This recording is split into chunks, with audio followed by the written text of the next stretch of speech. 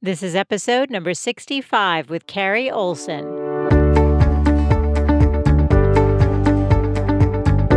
Welcome to the Good Life Coach podcast. I am your host, Michelle Lamoureux. The intention of this show is to awaken you to your fullest potential.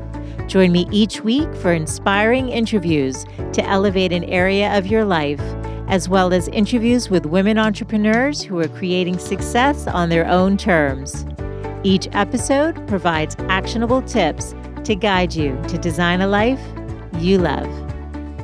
Hey there, it's Michelle, and welcome back to the Good Life Coach podcast. Today on the show is Carrie Olsen, who has built a voiceover business from scratch over the last 5.5 years. She has a 6-figure business where she teaches other entrepreneurs and voice actors how to build and grow their businesses. So you may have heard Carrie's voice while watching Hulu, listening to Pandora, flipping through TV channels. She is a voice actor who has given voice to brands like REI, DreamWorks, Netflix, and many others. So today was really just a fun conversation about her entrepreneurial journey, but also she gives us tips and resources for any of you out there who think, hey, I might want to be a voice actor, or I've thought about that. Or like Carrie, who wasn't even familiar with this world, maybe you'll hear about it on the podcast and decide it's something you too want to explore. So such a fun conversation. I thought that she had a lot of soul to her answers. She has a great outlook and shares great tips that go beyond just being a voice actor, but also just successful in business. So be sure to tune into the entire interview, though, because I do ask Carrie to indulge us with a little voice acting, and it's so fascinating to hear her voice change when she gets into character. It was really such a fun interview, and one that I hope just continues to inspire you to think about what's been in your heart to do. What is that first step that you can take on your journey to living your best life? So on that note, let's get into the show.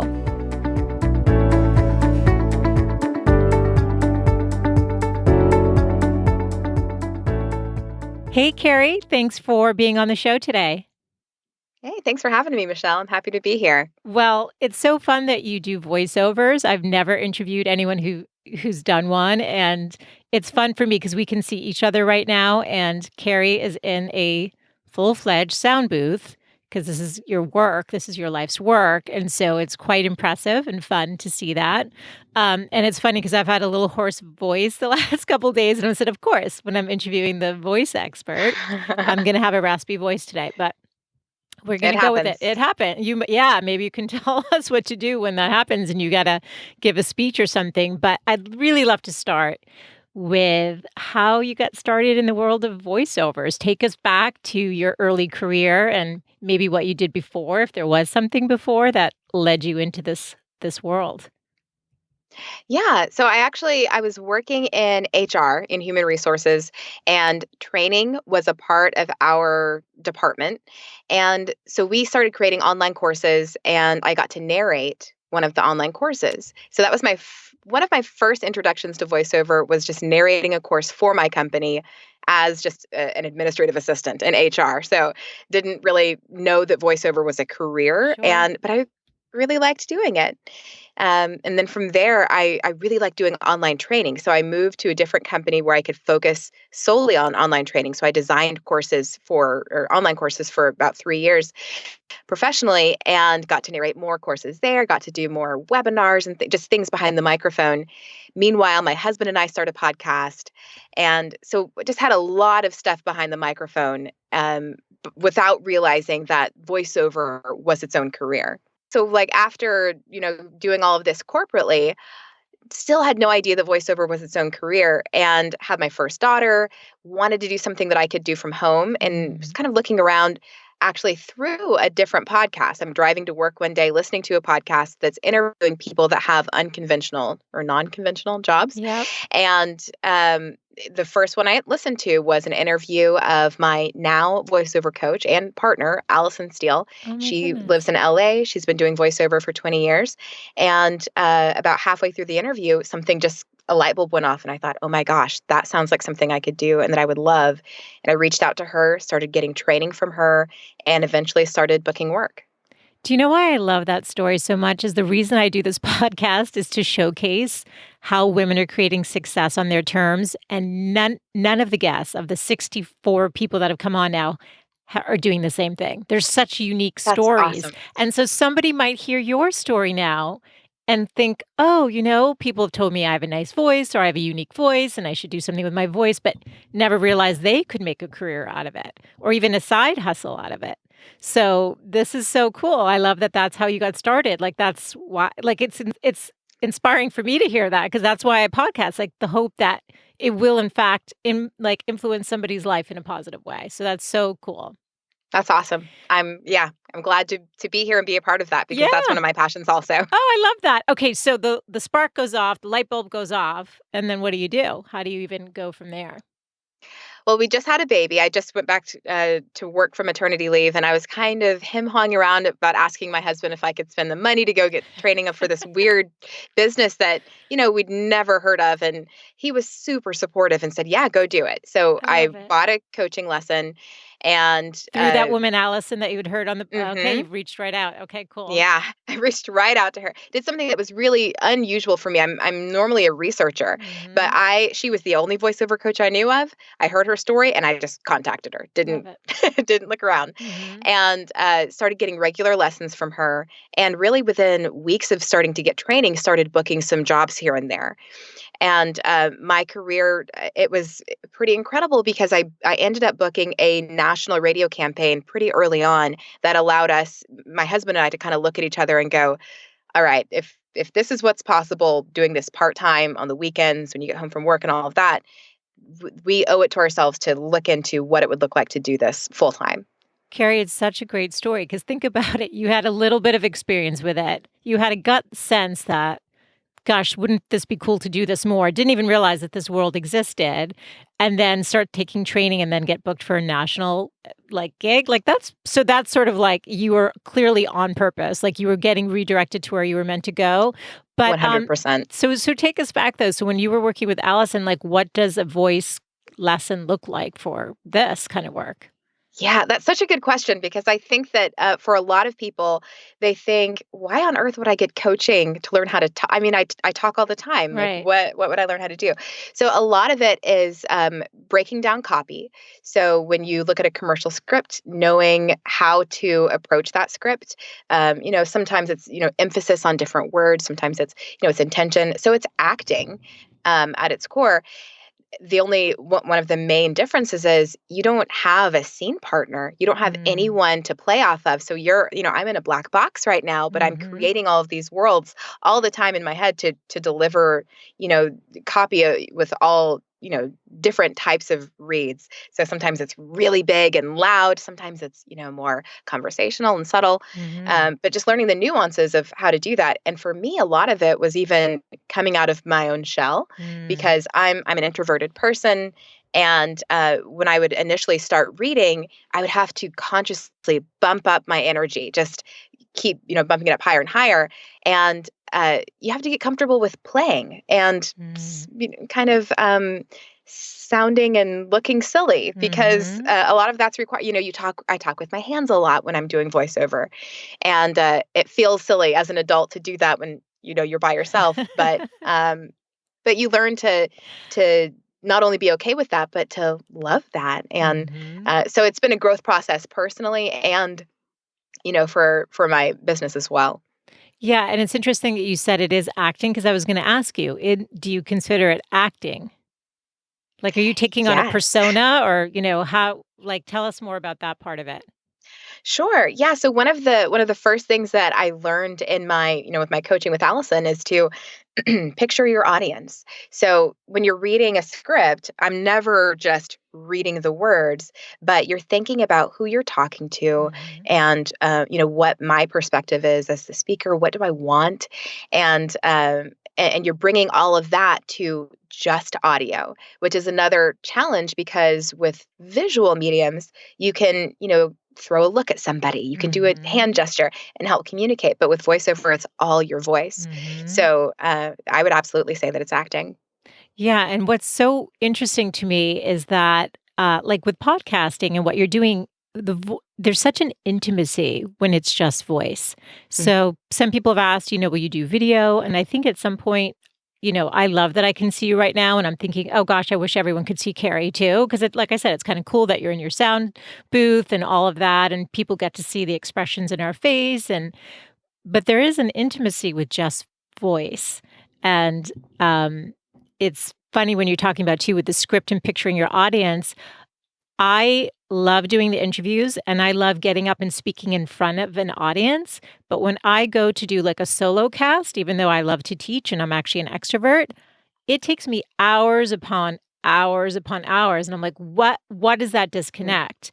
And so, what would you say to that? Like, what is that disconnect? What do you think that that is? Not Well, having the people in front of you for the energetic connection or I think so. I think that it's a muscle that you have to develop to be mm, able to picture your audience while still focusing on your message, mm, because there are a lot of things going on in your mind when you're reading a voiceover script. So you're picturing your audience. You're also visualizing the words as you say them, because if you're not doing that, then you're going to get disconnected from the message. So there's a lot of things, and it feels like a lot when you first get started, but mhm. but it is a muscle. So the more you do it, you get better at it, and eventually you can just snap right into it.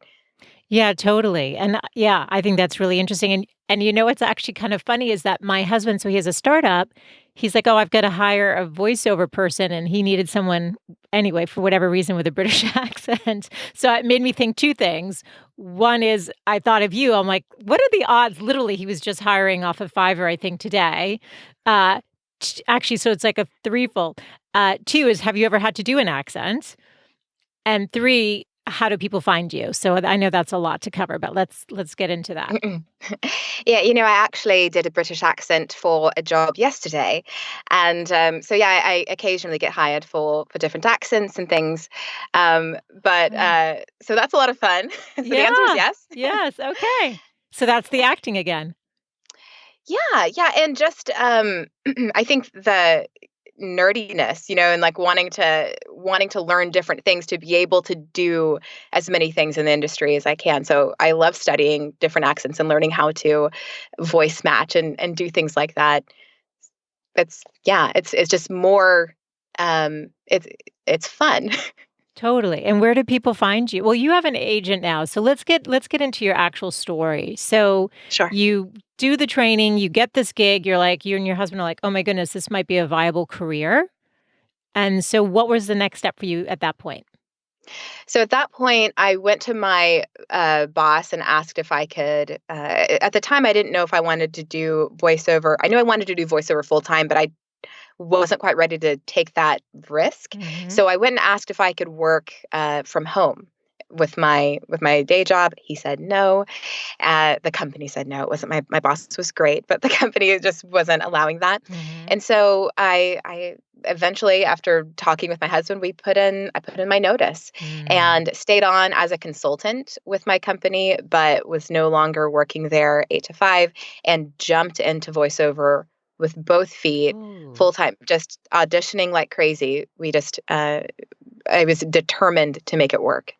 Love that. So how did you know where to start? Was that through your coaching with Allison? Like, because some let's say someone's listening and they're thinking, "Oh, I've always wanted to do this," or "This sounds really interesting." Just the way that you had that moment when you were listening to a podcast. Where would they start? So it's different depending on what your story is. So that's one of the things I really like talking with people who want to get started in voiceover about what is their background. If you're a musician, if you're an actor, if you have a background like that, then it can look different as far as what your first steps are. For Mhm. me, there are online casting sites that you can pay a subscription fee to, and then you get access to real auditions. And that's how I booked my first few jobs. And so for the first year of my business, that's what I did. And so it's a low barrier to entry way to get into Mm. voiceover. But I would also caution that it's not. There's no guarantee that when you most of the sites are around like $400 a year to join, Mhm. and I think that there are a lot of people with kind of rose-colored glasses that go, "Oh, I'm going to go pay $400. I'm going to get a little microphone and go make a living." Mm. And I would just say it does take it's a job, and it takes a lot of work and input. Hmm. So I still get coaching regularly, and I would also say that my story is not typical. So Hmm. I honestly don't know anyone else who has booked a national radio campaign as their third job and then been able Wow. to quit their day job that quickly. So, just kind of to temper expectations as well. But that's, probably the most common way today to get into the voiceover industry. Even with that, I would always recommend that you get some coaching and training. Yeah, so I love that you're still learning more about the craft. Like even though you've been so successful, even from the beginning, that you're still so committed to it. Why do you think you were so successful starting out? It's a good question. Um, I think that there's an aspect of being green that actually kind of helped me, Mm, especially with the particular campaigns that I got. I have a younger sound, and was pretty, and I still get hired pretty regularly for just a real conversational voice, mhm, and that's what a lot of these campaigns were looking for. So I think that's one. And also I treated it like a business. I auditioned like crazy, and I mm, had that initial coaching. So I wasn't clueless about what I was doing, and was so helpful to have her as a mentor. My very first studio session, she gave me some you know, basically some to-dos, like things to make sure that you do when you go to the studio, things to make sure mhm, you don't do, because I'd mm. never done it before. Like And etiquette within that world? Yeah. yeah, Okay. yeah. So things like she said, when the engineer sets you up behind the microphone, don't touch it. Let him do the adjusting. I had no idea. Right. Just little things like that. And even mindset tweaks, because it can be very nerve-wracking when you're behind glass. Mm, There's a group of strangers on the other side of the glass. They're telling you what to say, what to do, and they're directing you. And then every once in a while you read and everyone goes on silent. You can't hear anything that they're saying, but they're ah, talking about you. mhm. And then they You get don't know back if on. it's good or bad. Right. Right. Yeah. Yeah. And of course, if you don't have the right mindset, it can go south really fast because you start thinking, oh Mhm. my gosh, they hated it. Oh, this is going awful. And then that affects your next read. Mm, So you have to be really mentally strong. And it was great to have her advice early on, because when I went into that first session, I walked in like I'd done it a million times, and mm. you know um, was able to keep a positive headspace, and it went really well. And we had that working relationship for about 2 years. Wow. And were you nervous though? I imagine you can be excited and nervous at the same time. So what was part of that coaching how to manage your voice? Because as we know, when you're nervous, your voice can go higher or it can get it can crackle, you don't have full breath support. So what did you do to manage some of that? I think I got really fortunate that the engineer was really nice and really Mm, calming. So when I walked in, the engineer, again, it was my first experience, but now that I've done this many times, the engineer oftentimes just acts as the go-between, as the person who's on your side, because you've got the client there that's looking for something specific. And the mm, engineer, obviously wants to give the client what they need, but also wants to support you as a person and as a voice talent. So it was really helpful to have a great engineer there. I'm sure I just took some deep breaths. It was a really low key read that I was doing. So that was helpful. And also, I had confidence in the fact that they chose my audition. So mm, I figured, you know, if they just want me to do what I did in my audition, I can do that. So I'm just going to go and try and do that. And then just tried to be as directable as possible. So I wanted to give them what they wanted. So uh, as they, said, this needs to be a little bit faster. This needs to, can you emphasize this word? Just automatically going, yep, I can do that. Yes, I can. And just trying to serve the project. And mm. you can't take anything personally. Yeah, that's where the mindset really helped you having that positive mindset. So you go to these locations. So you are your auditions sent in, and then if they pick you, you actually go to a venue where the client is at? Like this, can you take us into how it works? Sure. So the majority of my work is done right here. So I Yeah. get my auditions sent to me from my agent, and I'll record them right here, send them off via email. And then most of the time, I can record right from my booth. Occasionally, the client will want me to go to a local studio, in Mm. which case, they'll book a studio somewhere in town, and I'll go there and record in that setup. Okay. And so you mentioned an agent, and I'd read something on your website. So again, this is a new industry that I'm not familiar with. So just like actors or writers or whatever who have agents, there's voice talent agents.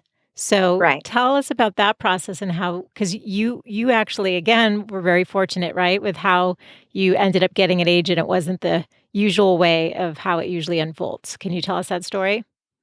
Sure. Yeah. So when my voiceover coach gave me the okay, she said, "Yes, you're good enough," essentially, to start reaching out to agents, because there is a kind of a process for when you get a demo made. You actually don't want to get your voiceover demo made first thing, because you're only going to get better and improve, Hmm. and a demo is quite an investment. So you want to make sure that you kind of have the okay from your coach that, hey, if you get a demo made now, it's actually a good time for you, Hmm. and it's going to be beneficial and profitable. So I had my demo and was pretty nervous about sending it out to agents, but sent it out to a choice few, and got an email response almost immediately from my agent now, and ended up talking on the phone with them for a while, and ended up getting signed with them through that first initial email from my first demo. And does that mean that they now source the gigs for you? You don't have to do it yourself, or is it a combination? It's definitely a combination. Okay. So I still do a lot of my own outreach. I do other types of work. So I do like e-learning narration and things like that. Mm. That's, basically my little business that I have here.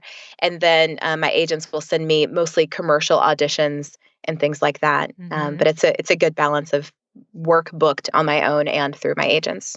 Okay, so you've done work for Taco Bell, REI, ESPN, others. What was your favorite gig? So something that I've just started doing in the last year and a half, 2 years, is voice matching. But man, you mentioned ESPN. That was a lot of fun too. I did the NCAA women's tournament. Was the voice of that tournament, and that was a lot of fun. But I'm really enjoying doing voice matching right now. And one of the reasons for that is when you're doing voice matching, you're really free. I feel like as an actor, it's the most free that I get to be, because you're still reading a script, but you're matching the words of someone in a movie trailer or something like that, where maybe they were really excited, or maybe they were telling a secret, and you get to really get into that character. So that's been a lot of fun lately. So wait, so what is voice matching? So if there is a maybe for a movie trailer, Mhm. they want it to sound like one of the characters is saying something, but their head's turned, or maybe they don't know exactly what they want the person to be saying, but they don't want to bring in a celebrity to Mm. redo just a few lines. So look at someone who can sound like that person, You're and kidding. uh, Who have you done it for? and Anyone we'd recognize or no? Or are you um, not allowed to say? I don't know. I think that I'm allowed to say. If not, we'll have to go back and Edited it. yes. But I've done voice matching for Aquafina. Oh my Um, goodness. I just heard her on yeah, an interview. Anyway, she's interesting. Yeah. yeah. Yeah. Margot Robbie. What? Um, Tink, uh, I'm going to say her name wrong. Tika Sumpter.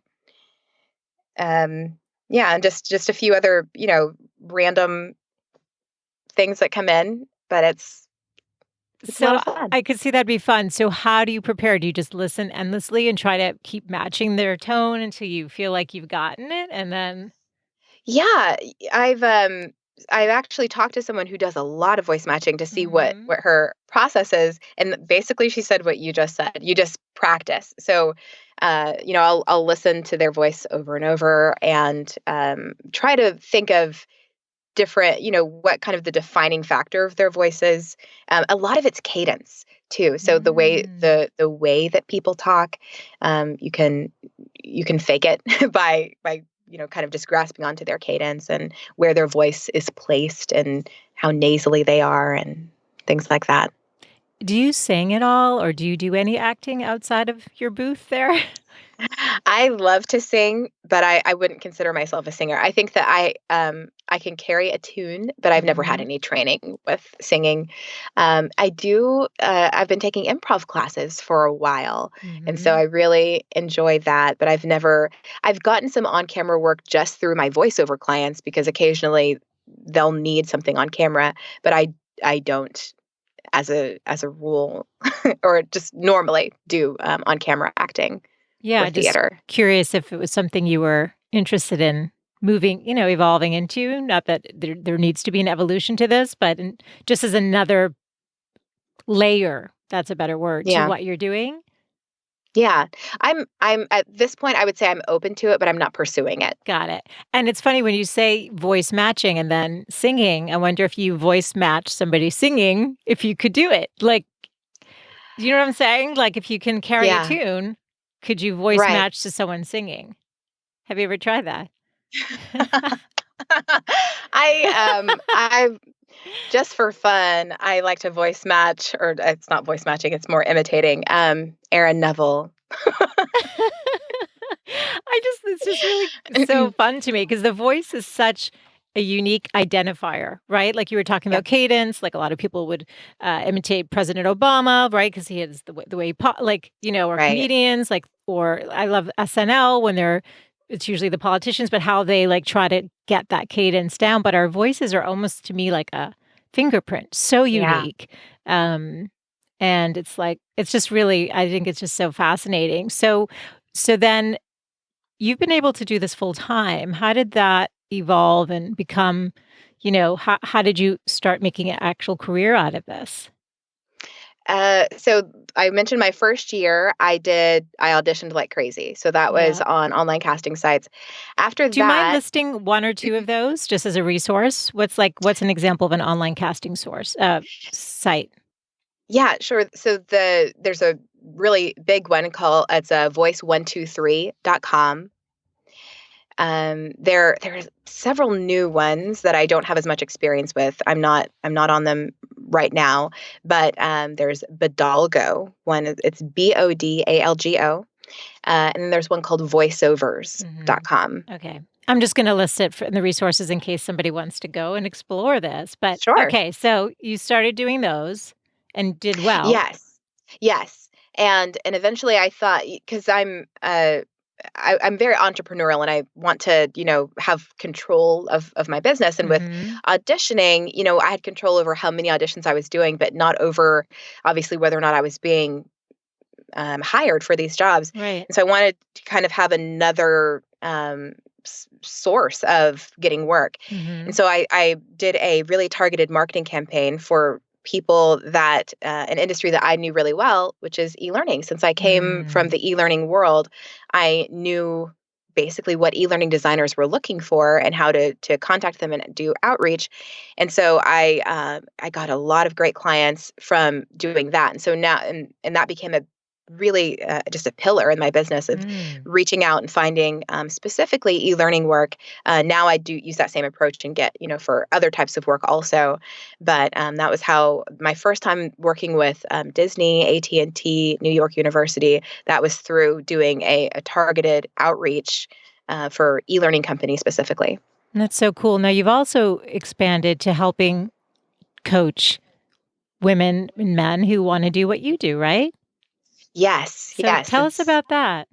sure. That's something that's developed over the years, and I can truly now say that it's something I love to do, um, because when someone has that spark like I did, Mhm. helping them to navigate what's the best way to proceed, because there's a lot of information out there, and there are depending on what you want your business to look like, there are a lot of different entry points, a lot of different approaches, and so I like to talk to people about what their goals are, what they want it to look like, and then helping them to figure out what those first steps are and then also to develop a plan. And also one of the things that I really emphasize is to set expectations because I know that a lot of people come into it thinking, "Oh, well, in a few months I'm just going to quit my job and I'll be doing this." And Mhm. that it just isn't really the way that it happens most of the Mm-hmm. time. It's something that takes years to not only get good at, but to build that base. I have a friend now who's in her second full-time, or not full-time year, but second year of doing voiceover. And it's just amazing how it compounds. So, Mm. after, you do a year's worth of outreach and auditions, and the next year you've got that set of contacts to that you're already connected with, and then you reach out and you get more, and and each year you're building on that, and it's really neat to see it happen and see it unfold. Is there certain criteria that would make you more successful or have it be more of a viable thing to think about becoming a voiceover talent? Anything like, do you need to have a nice voice? Does it have to be pleasant? Can it be quirky? And, like I would imagine, I don't know. I'm just curious based on your experience. Yeah, I would say as long as you are being true to yourself, so don't try to be something that you're not. Um, and I guess what I mean by that is, if you have a certain, I've talked to people who have, maybe they're naturally slow talkers, Mm. and have a very soothing and slow voice, Hmm. and maybe they're, every audition they do, they're doing really high energy stuff, and they're like, I'm not booking, why am I not booking? It's like, well, maybe you need to, get be true to yourself and figure out where you are. And because it's a very personal business, and it's a personal industry, and like you said, it's really intimate, with audio. And so it's really beneficial to know yourself well before you Hmm. try and act, and Hmm. recently. So that doesn't necessarily speak to your voice. I think that everyone is coachable. Well, Most people. if you're interested in voiceover, yeah. I don't think it would I would never say to someone, don't get a coaching lesson. Get a Hmm. coaching lesson and then Hmm. see from there. Some people are going to require a lot of work to get to where they need to be. Other people are going to, snap into it more. And some of that depends on your ear. Hmm. Like, Hmm. do you feel it? And also just how coachable you are. I've worked with some people and seen, sessions where someone will say, all right, on the end of this line, I need you to take it up, like you're asking a question, take your intonation up. And every single time they'll go down. They'll go down. They just They can't can't even figure, hear that they're doing it. yeah. Yeah. Yeah. So, being in tune with yourself, being coachable, and being able to feel your way around that, so that and I think a lot of it is openness too. You've got to trust the people who are directing you, because sometimes they'll say, to do something that you feel like, well, I would never do it that way. I don't think that's right. But you have to go, all right, I will do that. and, Right. Let me trust it's that and try. right. Yeah. Yeah. It's a very collaborative um, experience. What is the mindset you need to be successful? What do you think? So I think that, let's see, to be successful, I think initially having the right, like I've mentioned several times, the right expectations, and then also approaching your business like a business, because voiceover is extremely fun. Um, but you can't come into it thinking, well, I'm just going to, again, get behind the microphone and have fun all the time. You're going to be, marketing. You've got to, be concerned with branding. You've got to keep relationships with your clients. There's, invoicing, there's the administrative tasks. So I mean, it's a full business. Mhm. So you have to have that business owner mindset. And, I would say that it's 50% of the business is that. You Mm. could be the best voice actor in the world, but if you can't manage your business, you won't book jobs, and you won't book repeat jobs because people won't Mm. want to work with you again. So I think, I like to think of it as much as you love voiceover, you should love the business side of your business too. Mm. And that's one of the things I love about it, because I do love being a business owner. And so it's fun to get to run a business that I mean, I love the performance side too. So it's a great fit. So, how do you define success? So the thing that I always think of is, when I'm here recording, I can a lot of times hear or just know that my kids are downstairs, Mm. and they're with my mom, and that was what I wanted. When after I had my first daughter and I was it just didn't feel right for me going back to work. Mm. And so for me, being able to have a career that I love, that is providing for my family, my kids get to see me doing something that I love. So it's a job that energizes me rather than drains me. It's provided a job for my husband, which is just Mm. crazy, thinking about that. And, before, my 5-year-old's in kindergarten now, but my 2-year-old is here with me. And Mm. that for me is, that's what I want. Love that. And not to put you on the spot, but can you give us an example of what a voiceover might sound like? You don't have Um, to. I didn't send this in the questions, but it's just I think it'd be really fun to hear something, assuming it's, not confidential, yeah. or Okay. something that's public that you've already done. Yeah. Sure. Yeah. I'm just looking around my booth here for scripts. So this is one that actually just came out. So this is it feels weird to read it because you could just go to, there's iSpot.tv. You could go and find it there. Um, you want me to read? It's a 30-second spot. You want me to No, read this no, whole no, thing? just like 1 sec I don't know, Okay. just to hear Sure. your voice change. Okay. This is Zoe. Zoe has a lot of goals and a lot of expenses and distractions that could get in the way. Capital, make sure they don't. Oh my god, that's amazing.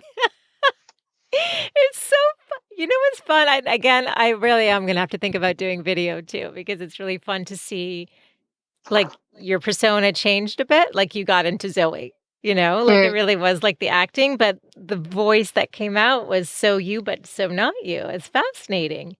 Okay, so do you have a morning or evening routine that fosters your success? I do. With young kids, it doesn't always go the way that I would love it to, but there lately it has, and so that's good. I like to use a an analog planner. So I really like Michael Hyatt's full focus planner, and I also have used it's called the Panda Planner, which is similar to that. It's a little less expensive, but and then I have an app that I absolutely love that I put my morning routine in. So, and have little wins along the way. So the first thing that I do in the morning is drink water, and I can mark that off. Like Hmm. I drink water, and then I will, let's see, reading is on there, and then, I read my daily reminder. So I have a daily reminder for life that I read, and then a daily reminder for business that I'll read before I start work. Is it your And own or is it like a quote or something? it's my own. Love it. Okay. Yeah, Yeah. yeah. Um, some people, I guess for some people, it'd be like affirmation, but it's Yeah, not sure. necessarily affirmations, but just things I want to remind myself, as I'm, getting started for the day. And then for my business also, And is it kind a of like, is what's does your it why? change day to day, or is it a no, it's your No. full on Yeah. for the year? Yeah. hmm Yeah. I've made small edits to it, as the year goes on, but it's the same every day. Um, and then if I get to it, I'll do gratitude writing. That happens probably a couple times a week. Um, and then after that point, I can go and look at my schedule for the day. Awesome. It's helpful to hear how other women structure their days. And what are your 3 best tips for the women listening on how they can live a good life? Okay, I knew you were going to ask this. So I thought about it. Mhm. And so I think that being open to having a foundation of faith is huge.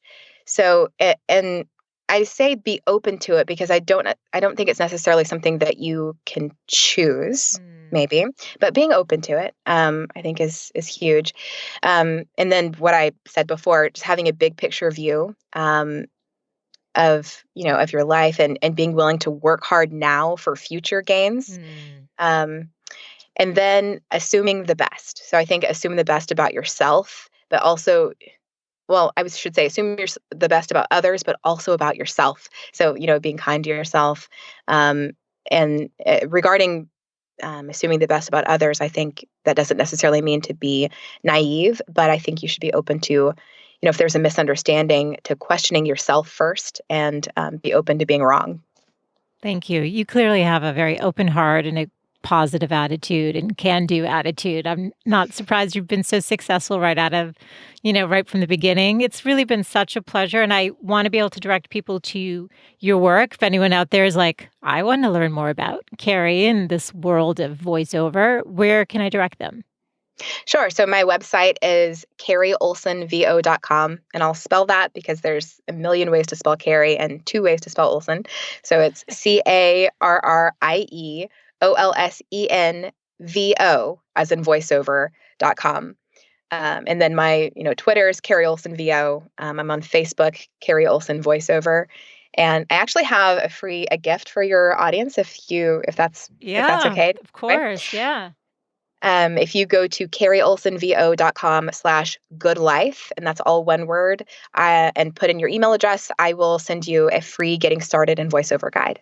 Oh, that's so great. This has really been such a fun interview. Thank you for taking the time today to share your story. Yeah, it's been great. Thank you so much.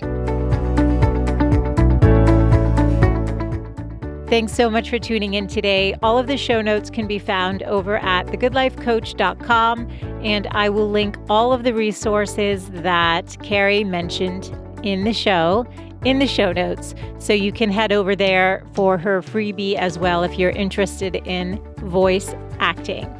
If you know of somebody who would find today's interview helpful or interesting, please do take a second to share it. And if you've yet to subscribe to the podcast, please do so now on your favorite podcast player. And if you have been enjoying the show, would you please take a second to rate and review the podcast? It would mean the world to me. Thanks again for tuning in, and I look forward to reconnecting next Wednesday. Bye for now.